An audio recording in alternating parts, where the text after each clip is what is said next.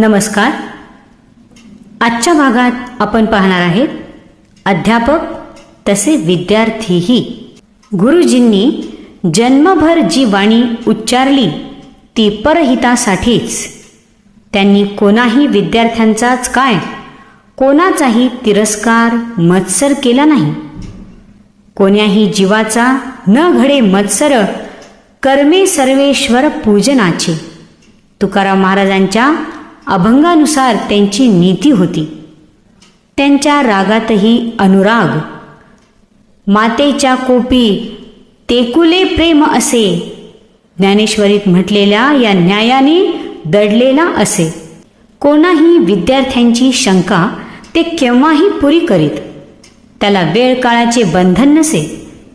शिष्य हा गुरु माऊलीचा गुरुपुत्र असतो.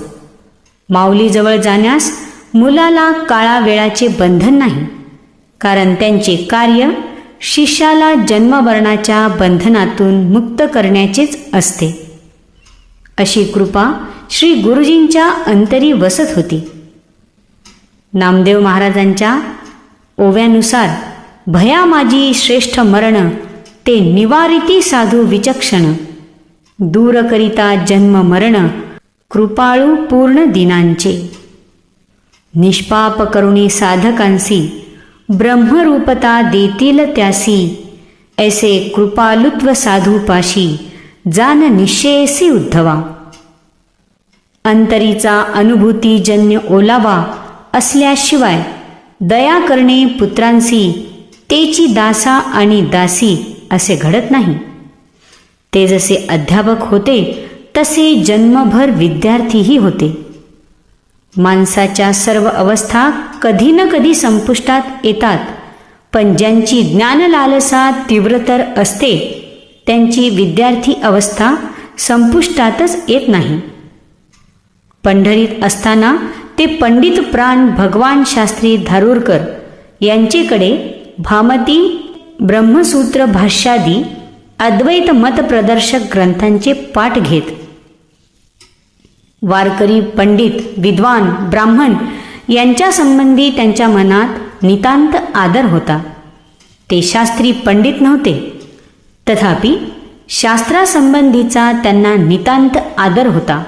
एवढेच नव्हे तर ते पूर्णतः वैदिक जीवन जगले. त्यांची शास्त्रनिष्ठा, गुरुनिष्ठा, धर्मनिष्ठा, ज्ञाननिष्ठा, वैराग्यनिष्ठा अत्यंत जाज्वल्य होती. म्हणूनच ते ब्रह्मनिष्ठ या अंतिम स्वरूपाप्रत गेले. आम्ही वैकुंठवासी आलो याची कारणासी, बोलिले जे ऋषी साच भावे वर्ताया. श्री तुकाराम महाराजांच्या या अभंगानुसार अगदी हीच अवस्था गुरुजींची होती. श्री गुरुजींना कोणत्याही पदव्यादी प्राप्त झाल्या नाहीत, तथापि त्यांच्या कीर्तन प्रवचनास मोठमोठे शास्त्री, पंडित, हरिभक्त उपस्थित असत आणि त्यांच्या मानाही गुरुजींच्या वाणी प्रभावाने प्रमेय सिद्धांताच्या पद्धतीने डोलत. वारकरी संप्रदायातील वैकुंठवासी मामा महाराज दांडेकर, वैकुंठवासी कृष्णदास लोया महाराज, वैकुंठवासी श्री शंकर महाराज, श्रेष्ठ हरिभक्त धुंडा महाराज, देगलूरकर आदी आवर्जून येत व आदराने म्हणत, चला त्या म्हातारबोवांच्या शिव्या खाऊन येऊ.